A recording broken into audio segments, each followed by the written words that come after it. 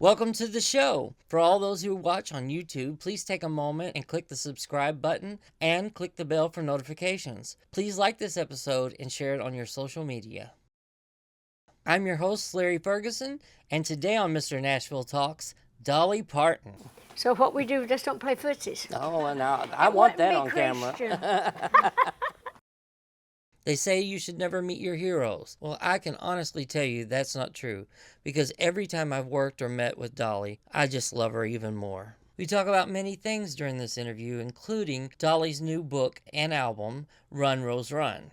We chat about another project as well, Touch Through Me, the songs of Dottie Rambo.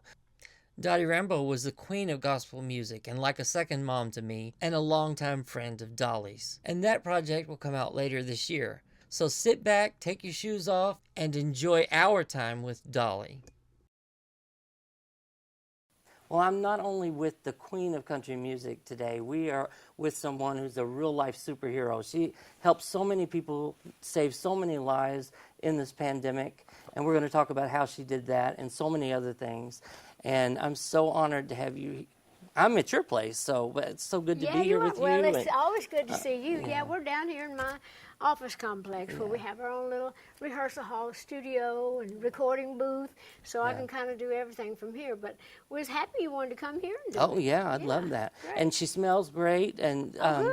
It's sent from above. That's right. Your perfume. And it's breaking records. It sold out at HSN like faster than anything they put out, they say. That's what I hear on Home Shopping. Yeah. You know, the HSN, they call it now, not Home Shopping Network. Right. Everything's condensed now or whatever. But it's doing great, and I'm glad for that. We got a lot of good things going. You think you'll do more in the fragrance line? I hope so. I got to have something for men. Yeah. I got to have a Dolly's man somewhere down the line. Well, and it smells real clean, too, so a guy could put it, It's real soft and real clean. It's not overwhelming. Yeah. But people seem to like it. Yeah, it smells great. Of course, it's like any fragrance. Some like it more than others, but people that like that soft, heavenly, sweet, not too sweet, but just soft, and that's why I call it Sent From Above, because it's heavenly. Yeah, and you have the song that goes with it? I did write a song called, the Perfume is S-C-E-N-T from above, but I actually wrote a song with S-E-N-T. It's a really good love song, but I wrote it just because of the perfume. So anyway, so we got a lot of things going. I hope to eventually do more cosmetics with makeup and wigs and all sorts of things. So I'm kind of going into my brand now. You live long enough to build a name, you can sell more stuff, I guess. Yeah. Well, and everybody trusts you and wants to be close, to you. And if Dolly's wearing it, then they feel like, that they have a little piece of you with them. Well, I hope they do. I hope everybody that wears it or wears whatever I'm putting out, that they feel good in it and feel blessed in it. Well, and you helped so many people during the pandemic with the COVID vaccine, and you donated $1 million to the Moderna research. Fund. Yeah. And what moved you to do that? Well, I try to put my money where the need is. Yeah. And when I saw that this pandemic was on the rise, we had no idea at that time how bad it was really going to be, but I just felt led to do it. I just felt like that was something I should do. Yeah. And I was in a position to be able to do it. And I'm sure I got way more credit than I deserved. But I was just happy to be part of that and just to try to help save lives. Yeah. And there's no telling how many that you did, It's really, and I thank you for it. I took it. And well, good. You're so still around. I'm around. Yeah, you're still around. Well, good. I'm just happy, like I say, to be able to help when I can. And you helped the children through the pandemic, being stuck at home. You read them stories every night. And I was doing that for me. Oh, okay. I love the kids and the Imagination Library, and so I have all the books. And I was stuck at home like everybody else, and we were actually doing little videos out of my house. Yeah. And Steve Summers, who you know, is my creative director friend and takes care of all sorts of things. So he would just bring his little camera and his little ring light over, and I'd just sit up in bed and read stories to the kids or whatever we were doing. So that worked out real well. I was happy to get to do that, and the kids seemed to enjoy it. Yeah, and we were talking about the Imagination Library. You brought that up, but that was something your dad really inspired, or you were inspired to do that because of your dad. I was. And could you tell the folks about that? Well, actually, when I first started it, it's over 23, 24 years ago. I don't know exactly. But my dad couldn't read and write, and that always bothered him. But so many mountain country people didn't get a chance to go to school because they had big families. They had to get out in the fields and work to try to provide. But my daddy was such a smart man. He was a whiz at numbers. You know, like he knew money like you wouldn't believe. But he just could not read, and it bothered him, and that bothered me. And so I thought, well, I'm going to do something that's special. I'm going to get Daddy involved, and I'm going to create this little imagination library where we give books to children from the time they're born till they start school. And they'll have somebody reading to them. And so I got my dad involved with me in it, and he took such pride in hearing the kids call me the book lady, and he felt like he was helping out, and that meant a lot to him. And he got to live long enough to really see the Imagination Library doing great, and we're heading up we're trying to make 200 million. We're up way up there now on the other end of the, the 1.5 million. So we're heading to where we'll give as many books as we can. We want to get as many books in as many little children's hands as we can. Yeah, because if you have a book, you can read and figure out how to do things that you don't know. I mean, reading is fundamental for everything that we do. Absolutely. I've always said if you can read, if you can't afford to go to college or do whatever, you can find a book on almost anything you want to do. But people don't read so much anymore. They're always online and on whatever. But still, I love the feel of books, the smell of books, and just being part of that. And kids love to have something physical in their hands, little kids like that. So they like to have their little books that comes to them every month with their little name on it. Once they get a book, a month, and so till they start real school. Yeah, my children, they've got them they register you right in the hospital, and he's not getting it now. He's 17 and 21, but I know. But the kids, when they do age out like that, I get so many letters. They don't want their books to stop. Right. Yeah. And so we've been trying to figure out a way that we can kind of bridge that gap somehow till they're a little older, where they don't feel like something's been taken from them. But it's a wonderful program. I'm very proud of that. And you do a lot of this through Dollywood, because, I went down there the very first year of Dollywood, and I've been going every year since. And I've seen the progression. It's nothing like what it was originally. You really built that.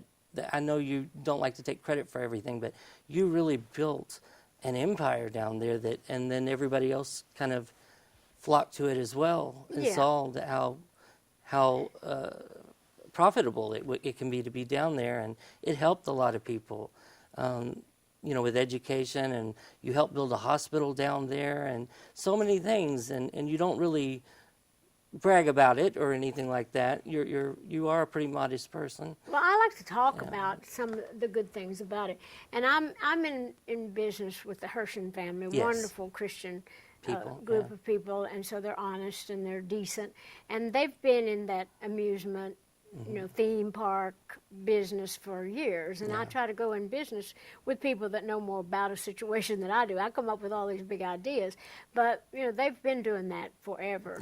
And they have the Silver Dollar City in Branson, which is very similar when we started. How we kind of took their thing and we added more to it. But through the years now, we've really done great, and so I owe a lot of people a lot of great credit for that. But I love seeing it grow every year. Now we have our first resort, the Dreammore. Now we're building a new one, and so we're excited about that. Yeah, and do you know the name of it yet? Or? I do, but You're not allowed to tell. I forgot it. No, I could tell. I just forgot it. We're still tossing names around, but it has to do with Songteller, or some. It'll be connected somehow with one of my songs or about something I do. Yeah. Well, and you honor a lot of people with the work that you do down there, and I know that the flower festivals and all these things that you do at Dollywood, you're going to be doing more of that this coming year, correct? We are, next year? because, you know as well as anybody, we had the Festival of Nations for years. Yeah. They came from all over the world with their food, their cultures, and their beautiful costumes. Yeah. But when the pandemic hit, we had to stop all that. So we thought, what are we going to do? Because we were lucky enough to, under the social distancing and all the protocol, that did that, we were able to keep the park open. And so we thought, well, we've got to do something special for the opening. So we came up with the flowers and the food and all that too. So, but that's a wonderful element, and people loved it. Yeah. So we probably are going to keep that. Yeah, I think it's great. And you do the gospel festival, and there's people that move down there for the whole month and rent trailers and cabins, and they stay on the whole month and come to that. I mean, I was really, because we played it a lot when Dottie Rambo was alive, and we're going to talk about her in just a minute, but and your work with her.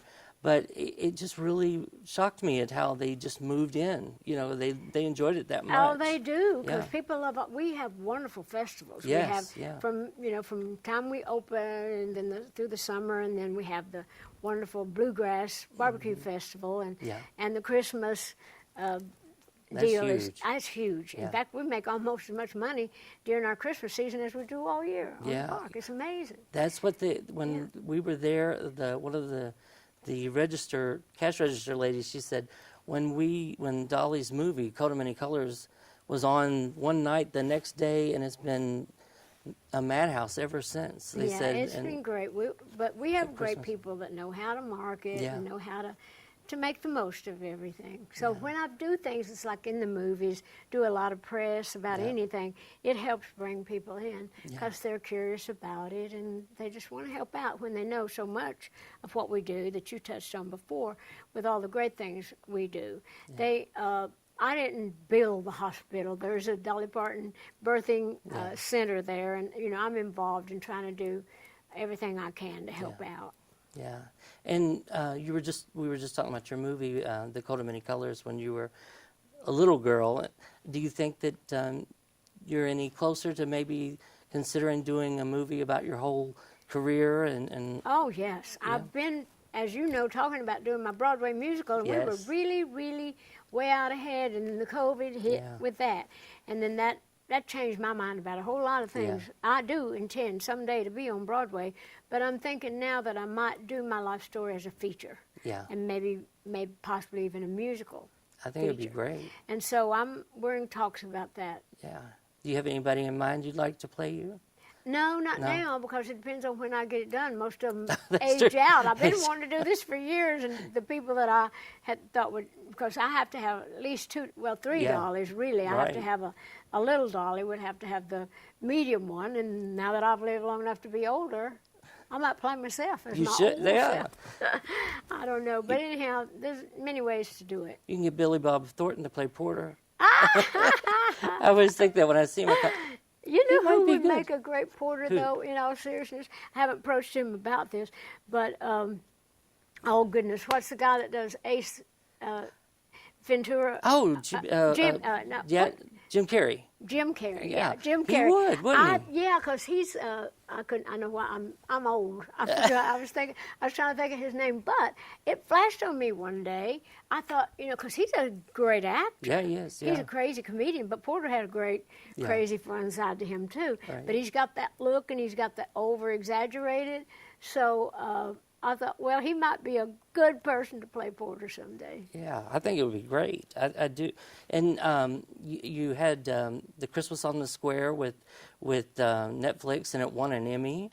And you think you'll do more with Netflix? I love the Heartstrings. We watched all of those over and over. Yeah, they're wonderful people to work with. Mm-hmm. They're very fair. And what's great, one of the greatest things about them, other than they pay good, is that they give you creative control, which that means so much to artists, because you hate it when so many people have an opinion, even if they don't even know what they're saying, just to think, that they're doing their job, or they just want to kind of mess up a lot of good things. Yeah. So I'm certain I'll be doing other things with Netflix through the years. Well, you have an upcoming book and CD, Run, Rose, Run with James Patterson.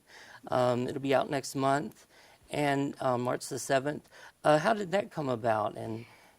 Well, I've always read everything James Patterson's written. I love his stuff. But James went to college here in Nashville, and he loved Nashville. And he said he'd always wanted to write a book about Nashville. And he said he and his wife were fans. He said, one day it just hit me, I'm going to see if Dolly will write a book with me and we can cover all that. So he came to me about it, and I thought, well, of course I will. as long as I get to do, do my part. I don't want you to just go writing a book and then putting my name on it. So I have to be able to really be involved in that. So that's where I came up with the idea to write a whole album based on the characters and their situations. And this is the first time ever that there's been a book that had an album to go along with it coming out at the same time. That's what I thought. Yeah. So I was just inspired to do that. So he would send me pages, and then I would, send back my thoughts and whatever. But then I thought, the best thing for me to do is to start writing songs, which I do best. Yeah. And then, so I would send him songs, and then he would expand the stories and the characters, a lot of them based on my songs, and vice versa. He would give me good thoughts after he knew I was going to write these songs. He even incorporated and started writing, some of my lyrics and stuff into the book. So it turned out to be just the perfect marriage, and we've become really good friends. Now, is it like a murder mystery, or? Yes, it's a mystery. It's not a murder. Well, but they're trying to kill her. That's why it's called Run, Rose, Run. She's got a dark past, and she's trying to run away from that. She comes to Nashville. She's always wanted to sing, but she does have a past that you'll have to wait to read the end of the book. Right. But she comes to Nashville, changes her name altogether, and the people from her past are always trying to kill her, trying to get her, and so it's really a good mystery. You know how James can do all that. Well, that's what I said. With what you do and what he does, I mean, this is like Overload is going to be so great. Well, it probably is, but we've got a really good album, I think. Yeah, that's what I mean. Yeah. And he's the best. But we really had a good time, with doing it. So. Then, will it be a movie also? Yes, we're in talks now about it being a feature film. Will you be in it? I will. I'm going to be playing one of the characters, the Ruth Anna, the older. The story is about the young girl that's, she's making it in the business, and she's running into all kinds of trouble. And then Ruth Anna is very much like my character. She's out, she was once a huge star, but she retired, and she don't want to do it anymore. But she has studio in her own house. She keeps a band. She still writes, and so she becomes the mentor of this young girl, and they become great friends. It's a really strong female driven, and probably we're looking, possibly might even work with female producers and directors, just to kind of, there's a song in the album called Woman Up and Take It Like a Man. I love that. And then there's the first single, I think, is one of the bigger, maybe the second one, but it's called Big Dreams and Faded Jeans, and it kind of tells a story about all the people that come to Nashville trying to make it. Now, you have some guests on your album, too, right? Oh, yeah. We have some of the best bluegrass pickers and singers, and we have several big-name artists, so we're excited about it. We're going to do more promotion on that. I won't spill all the names. You can't give it all away. Well, that's exciting, and I'm real excited about that. And then when you talk about the female-driven, you've had so much success with when it is a female project, with Still Magnolias, 9 to 5, and and Trio, and so many other. By the way, I loved the song you did with Reba last year. Does He Love You? You all sounded so good together. We do sound good together. We've always wanted to do something together. It just never worked out because of labels and scheduling and tours. But we knew someday we would. We've often talked about doing things, but we thought maybe we'd do a movie or a series or something like that. But when she started doing this new remake of some of her big hits, she asked me if I would sing on it. Was it Linda Davis? Linda Davis, with her? God, such a great singer. And I said, now, Reba, why couldn't you give me something? Somebody couldn't sing good. I said, I can't outdo her. I said, and she said, I don't want you to. I just want you be Dolly. And so I just took it and made it my own because I knew I couldn't sing as good as Linda. But I figured I could sing as good as Reba. So I wasn't going to let her outdo me. We sound so much alike anyway. I figured we could both stand our ground together. Well, the harmonies is what shocked me is how great your harmonies were. You know, that they were really so tight, you're an amazing harmony singer, but, you know, I was just, it hit me a little harder than what I thought it was going to, you know. I mean, it really was a great combination, I think. Yeah, I think it worked real well. We're both real proud of it. She said she'd love to do an album with you, so maybe you all can do something like what you did with Loretta and Tammy, just you two. Yeah, or Linda and Emmy, and get someone else in there with us, or maybe just kind of do something with other girls. But that's a possibility.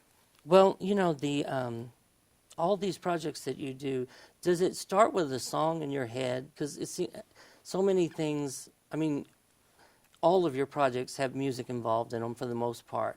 Do you have like in your songwriting sessions?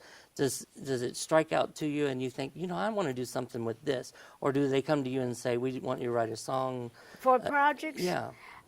Both. You know, it's like when I did 9 to 5, the movie, I wrote the theme song for that. That was part of my deal. Yeah. In order for me to do it, I said I get to write the theme song.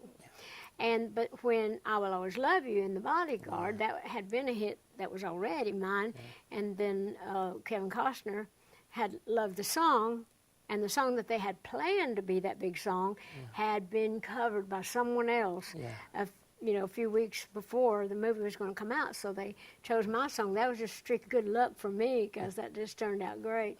But sometimes I'm commissioned to do certain things, and then sometimes like this, I just feel inspired to do it. Yeah. And so it just comes different ways. Well, I love that because I know your songwriting is the most important thing to you. You call yourself a songwriter who sings. Is that correct? Is that how you would describe yourself? Well, I'm both, but I enjoy my songwriting. Of course, I love your singing. I wasn't meaning that. No, I know. But I like to sing, too. I especially like to sing the songs I write. Yeah. But if I had to give up everything, if somebody said you can only do one thing for the rest of your life, I'd be a songwriter. Yeah. And that's where we recently got to work together on a project with one of our songwriting friends, Dottie Rambo, and you were on that project with us. Do you remember when you first met Dottie? You know, I don't remember an exact date, but I remember it was really a long time ago. We were both fairly young. Yeah. She was, the hottest thing, and I would imagine it was at some show backstage, and we got to know. Then she came to Dollywood a lot, like you said, and performed there a lot. And we got to be good friends, and so through the years we would call each other or say, hey, how you doing? How's things going? Or we'd talk songs when we would get together. And she reminded me so much of my Aunt Dorothy Jo, who was an evangelist and wrote great songs and traveled around singing them. She was very similar to Dottie, so I always just felt like Dottie and I were like sisters or family at least. But I thought Dottie wrote some of the greatest songs ever in any style of music. She wrote songs that weren't just gospel, but her greatest songs were based on her faith and what she believed in most. But she just could sing such great things, and I was so fortunate that I got to work with her on a couple of songs that you produced an album on her, which I think is one of the best gospel albums I ever heard, with a whole lot of wonderful, great artists. And I was just happy that you and Dottie chose me to be on it. Well, actually, she was already gone by that time, but she would have told you to do that. That's right. She'd have said, get Dolly. Yeah, well, because the song you chose, Come Spring, was one she said, this sounds like something even Dolly could have written, that you all wrote a lot of those, the country songs were so similar to the storytelling, And we did, and that was always my favorite Dottie Rambo song, and that's why I wanted to do that one on the album, although I had recorded the Stand song, by the River, Stand by the River with her, and we had, what was a number one gospel song together before that. And lots of awards. Were you shocked at how well Well, I was did? happy. Yeah. I wouldn't be surprised with anything with Dottie, but the two of us together, I guess, we made a little bit of a little powerhouse there, because we were both pretty hot at that time. Yeah. But I was really happy that did so well. I was happy for her because of the song, and and all that. So yeah, she was special. Well, do you think you had some similarities in life other than the writing? Well, we both grew up hard. Yeah, yeah. Grew up poor, so we Yeah. always laughed, talked about that, and we liked dressing up. Yeah. We liked all our God and all that. I always thought you couldn't be in gospel and country music if you didn't have big hair and drive a Cadillac and wear your jewels and all that. But we were very similar. We were very little. Yeah. We had that in common. We were small in stature, but we worked tall. We worked big. Yeah. So we did have a lot of things in common. Yeah, I think so too. And even in the career things, what it was when I was looking, your grandpa was a preacher, her grandpa was a preacher. Absolutely. And her biggest hit was with Whitney Houston, also a biggest cover. Yeah, was from with, The Preacher's Wife. Yes. Yeah. And then yours with, like you just talked about earlier, with I Will Always Love You. It just shocked me, you know, that there's so many I didn't little... make that connection either till I was kind of briefing myself because I was going to do this interview with you, and I didn't realize that she had written a song for The Preacher's Wife, and then I had the I Will Always Love You with The Bodyguard. So yeah, we wrote songs that other people could sing. Yeah. And that it just depends on how you want to arrange it and the production. Yeah. So my little song of I Will Always Love You was done so simple. Yeah. But Lord, when they did it, David Foster arranged it, and I believe he produced it. Yeah. But I know he arranged it, and it was incredible. I mean, I about wrecked my car first time I heard her singing that, and I thought, Lord, my little song can be all that. But that's what's great about songwriters. Yes. You can, if you got a good melody and a good song, you can take it and do any kind of arrangement with it.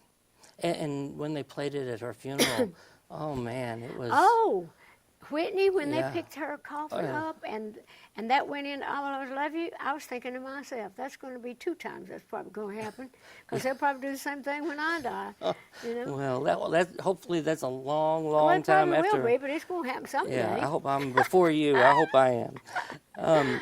You know, talking about passing, do you remember when you heard about our tour bus crash? And yes, I remember. It stopped my heart. I mean, I gasped and I cried, and I kept trying to find out more information.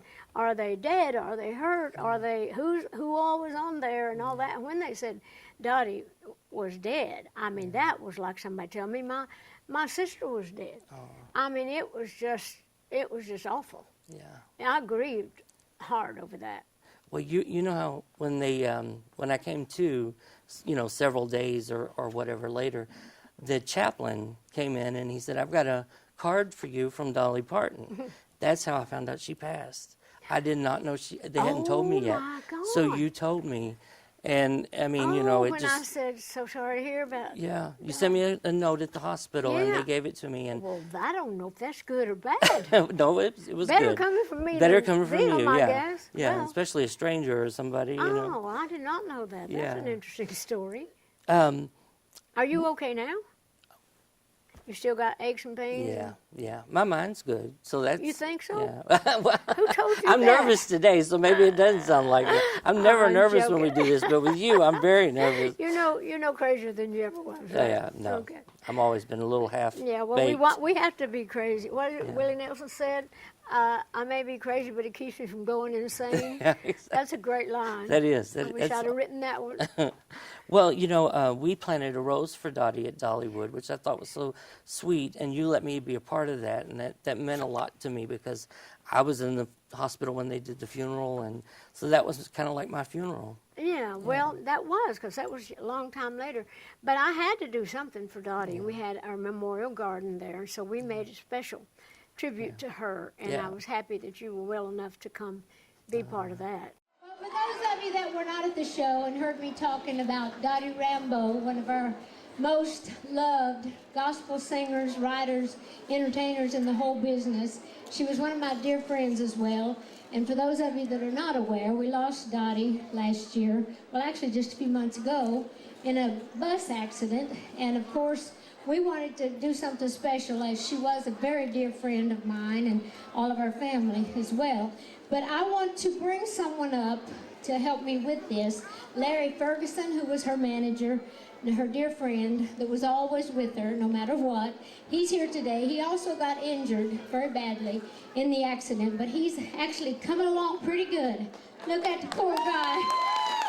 You're looking better than you did the other day. Yeah, I have to say. So I just want you to know how proud we were of Dottie, and Dottie performed at Dollywood many times here, and we were always proud to have her here. And I'll let you speak a little bit, because you don't want to. Oh, you can speak a little. Well, we just want to thank you so much. Our family loves you dearly, and Dollywood has been so good to Dottie. Dottie thought so much of you, and you've been so good to our family since this accident. And this is a beautiful woman on the inside, not just on the outside. She has This been ain't about me. But no, she is, and she was so good to Dottie, and Dottie loved her very much. Well, I just want you to know that we're happy that you're doing better, and we're happy to have you here today. And I wouldn't have wanted to do this without you being here.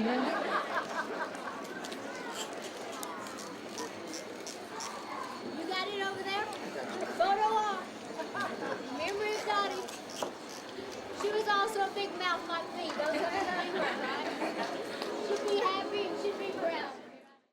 And people can go see that at the park. It's still there. Yeah, I so usually many put, wonderful people yes, there. A lot of my wonderful friends and people in the business. I started that a long time ago, and Dottie is a bright shining star in that garden. Oh, thank you for doing that, by the way. And when we did the album, how did you feel about the mountain and Irish kind of sound we gave come spring? I loved your productions on all the songs, but that one, I loved that. I thought that really worked well, because I've always loved that Irish kind of sound, because it's so haunting, and it's more, it just took me kind of back. I thought that fit Dottie, and I thought that fit me as well, but I loved that. And we got Pam Tillis to come in and sing harmonies. And Pam's one of my favorite people. Of course, I loved Mel, her dad, but Pam is absolutely an underrated singer. Yeah. She is incredible. Yeah. And so I was really proud to be on that with her. Were any of the other songs on the album or singers that stood out to you? Well, yeah, Little Richard. Yeah. I mean, having Little Richard on Dottie Rambo album was great. But all of the ones, that were on there, I thought were spectacular and good choices, too. You know what he said to me since you said that? He said, if Dottie and I had a baby, it would have been Dolly Parton. and I thought, okay, well, that kind of works. Yeah. But he said, I watched Dottie on television, and she reminds me so much of Dolly Parton, except for the hair color. Oh, that's true. A lot of people said they really thought Dottie and I were very much alike. And Winona told the Tennessean, she said it's not exact, but she said when Dottie walked into the room, it was like Dolly Parton of gospel. Everybody stopped. Everybody paid attention. And I thought that was so sweet, and a lot of people do feel like you all have the same kind of presence. I mean, not copying each other, your identities. Well, but we just bit little to be larger than life, but we come on strong. I guess we have to make up for our size with a big personality. How do you think Dottie will be remembered in history? Oh, she'll be remembered as a spectacular human being, made a big imprint. But I think more than anything, she'll be remembered as a songwriter. Yeah, and I would be happy if it would be the same with me. That's what I was about to ask you, actually. So thank you so much for doing this. I got a little gift for you here from the show. I love a little presents. show dog. Okay. A show dog? Yeah. Ah, that's a cute idea. We call cute. it Doggy Parton. Doggy Parton. Thank you so much for doing this. Okay.